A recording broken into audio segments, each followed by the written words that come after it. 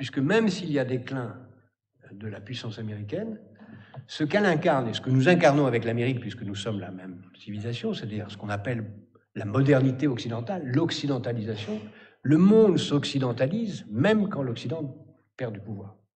Et donc nous allons certainement, dans les 30 ans qui viennent, en tout cas d'ici à 2030, vers une poursuite de l'occidentalisation du monde, c'est-à-dire de ce modèle individuel, de cette façon de s'habiller, de penser, de vouloir le modèle de réussite, de penser l'organisation sociale, à la fois politique, culturelle, dans lequel l'Occident n'est plus une nation dominante politiquement, mais malgré tout, idéologiquement, reste dominant.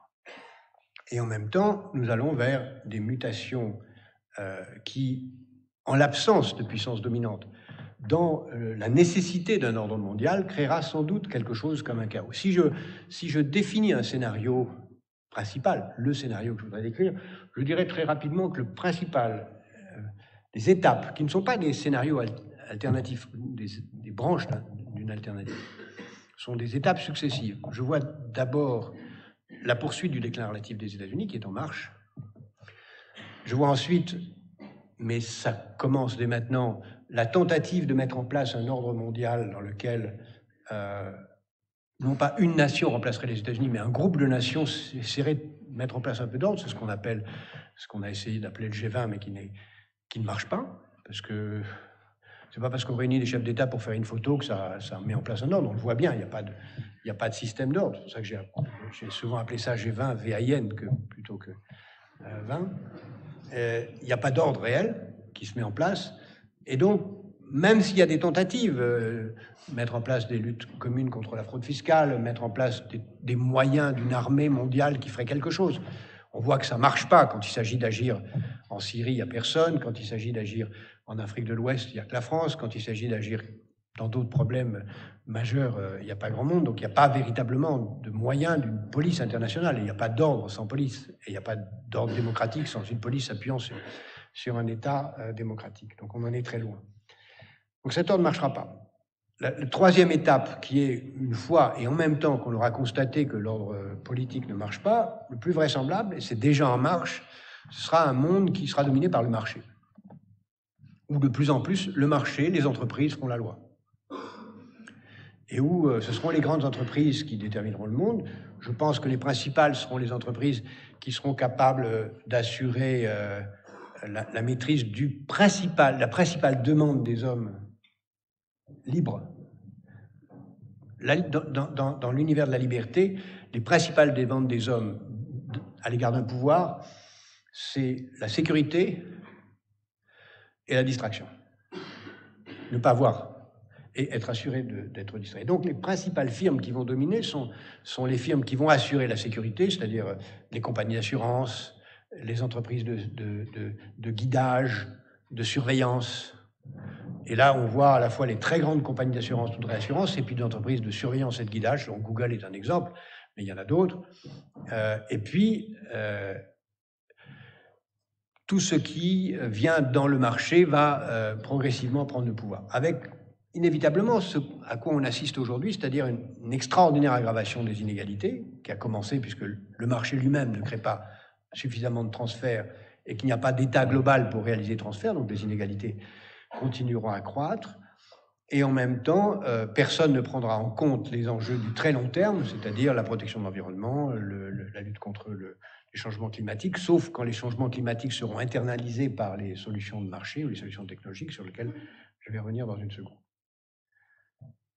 Mais ces solutions ne marcheront pas non plus. Le plus vraisemblable, c'est que le marché lui-même, dans un chaos, n'assurera pas les moyens de dépasser les difficultés. On continuera à espérer qu'on y arrive, mais le plus vraisemblable, si on regarde les précédents historiques, c'est que le chaos qui s'installe là conduira à des violences très fortes dont on peut espérer soit les éviter, soit créer les conditions pour qu'après, un ordre différent s'installe.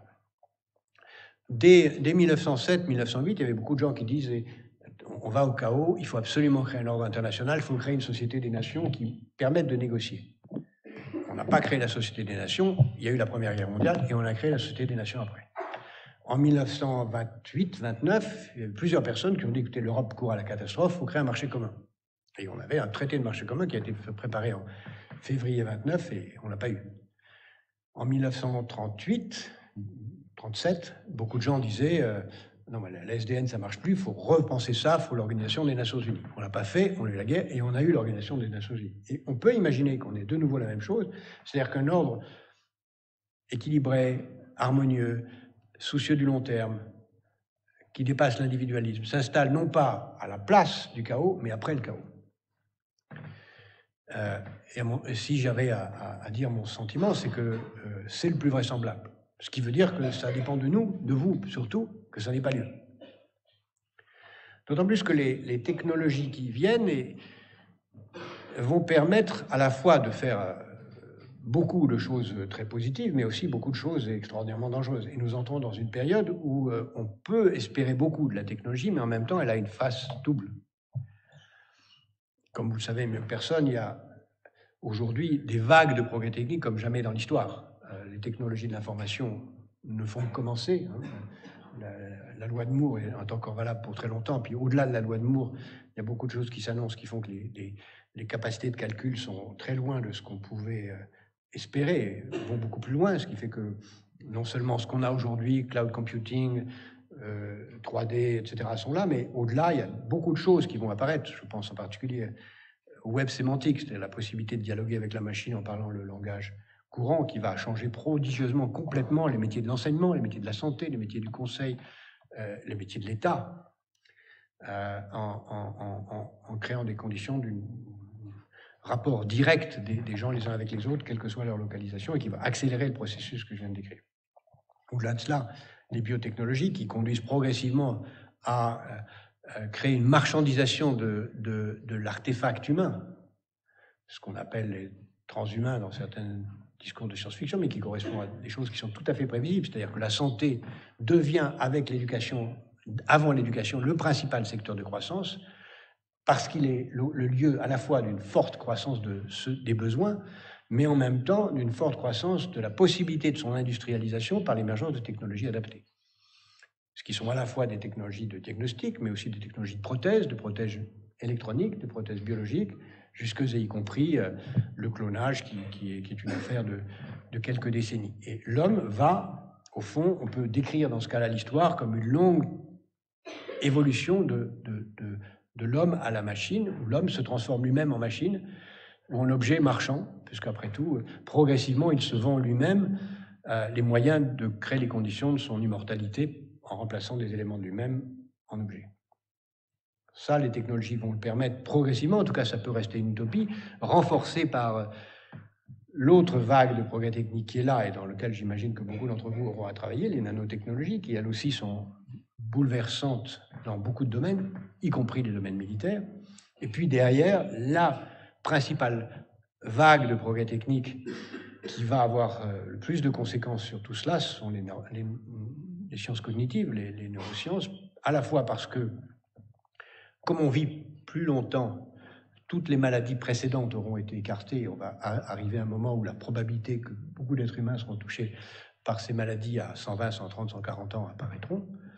Ensuite, parce que le processus d'apprentissage lui-même exigera d'accumuler un plus grand nombre de connaissances. Et enfin, parce que il n'y a de croissance dans un secteur que si ce secteur connaît une productivité. Et il y a aujourd'hui 3 ou 4 domaines dans lesquels la productivité n'augmente pas. Il y a le coiffeur, il faut toujours autant de temps pour couper les cheveux, même si parfois ça va très vite.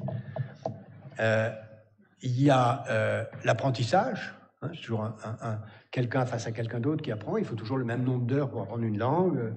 Vous êtes bien placé pour savoir que les mathématiques, c'est pas facile, il faut du temps pour les apprendre. Il n'y a pas de court-circuit, il n'y a pas de raccourci. Mais malgré tout, il faudra arriver à trouver des moyens d'une interface entre l'homme et la machine qui permettra de raccourcir ce chemin. Puis il y a un autre domaine dans lequel on n'a pas la moindre idée de la façon dont on pourrait raccourcir, si tant est qu'on le souhaite, le temps nécessaire pour faire quelque chose, c'est qu'il faut toujours 9 mois pour faire un enfant.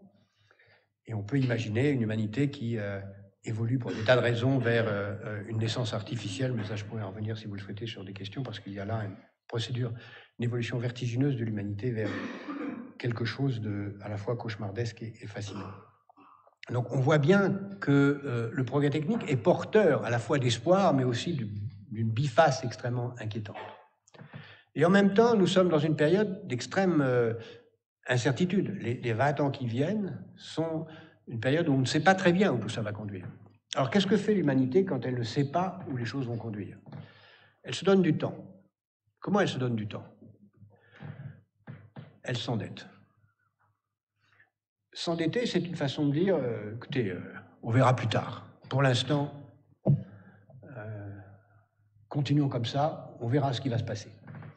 Ça correspond à une conception très ancienne de l'humanité qui consiste à dire, j'ai des problèmes, mais quelque chose va arriver qui va me permettre de les résoudre. C'est ce qu'on a chacun chez nous, dans notre vie personnelle. Quand on a quelqu'un proche de soi qui est malade, on dit non, pas ça, pas moi, pas maintenant, pas lui, ça va se régler. Quand on a un chagrin sentimental, on dit pas ça, pas moi, pas maintenant, pas elle, pas lui, ça va se régler. Et on procrastine, on pense que le temps travaille pour nous. On dit non, ça va se régler. Ce qui correspond d'ailleurs très profondément à beaucoup de paradigmes mentaux de toutes les civilisations. Prenez toutes les civilisations qui attendent le Messie, qui sont très fréquentes dans toutes les cultures. Le Messie, c'est celui qui va permettre de régler les problèmes. On l'attend, il va régler les problèmes. Si vous regardez la version pour enfants de la théologie chrétienne, c'est-à-dire les westerns, enfin judéo-chrétienne, puisque finalement ici c'est une idée juive avant d'être chrétienne, vous avez l'idée, les Indiens attaquent la diligence, et puis à la fin du film, on entend les clairons et la cavalerie arrivent pour sauver la diligence, en tout cas ce qu'il en reste. Et une société optimiste, c'est une société qui ne fait rien et qui attend l'arrivée du Messie ou l'arrivée de la cavalerie.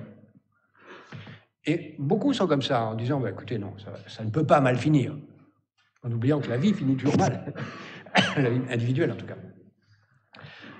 Mais ça ne peut pas mal finir, donc forcément quelque chose va se passer. Donc qu'est-ce qu'on fait en attendant? Eh bien, on crée les conditions pour que ça dure le plus longtemps possible en attendant que le meilleur arrive. Le meilleur, ça peut être le progrès technique, qui va venir résoudre les problèmes par une croissance très forte. Ça peut être une solution politique, on peut rêver. Et qu'est-ce qu'on fait en attendant? On fait des dettes, on s'endette.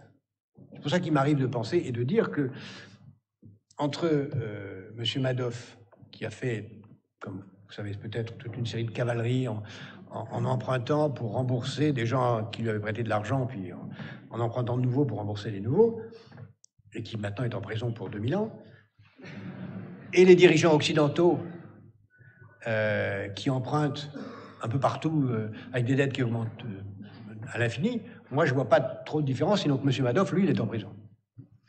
Mais à part ça, c'est exactement la même chose. Mais ils attendent que quelque chose se passe. Et d'une certaine façon, on peut comprendre cela, parce que si vous prenez l'histoire américaine a réglé ces problèmes. L'histoire américaine, à plusieurs reprises, s'est trouvée au bord de la catastrophe. Si vous prenez ne serait-ce que 1945, en sortant de la guerre, l'Amérique était au bord du chaos, elle avait une dette publique bien plus élevée qu'aujourd'hui, puis pof, progrès technique, elle est sortie. 1980, l'Amérique était au bord de la catastrophe, tout le monde disait que c'était la fin de l'Amérique, et microprocesseur, l'Amérique est sortie des difficultés. Donc l'idée que quelque chose peut arriver qui peut nous en sortir et qu'il suffit de prendre le temps de serrer les dents et d'attendre, c'est pas une idée invraisemblable.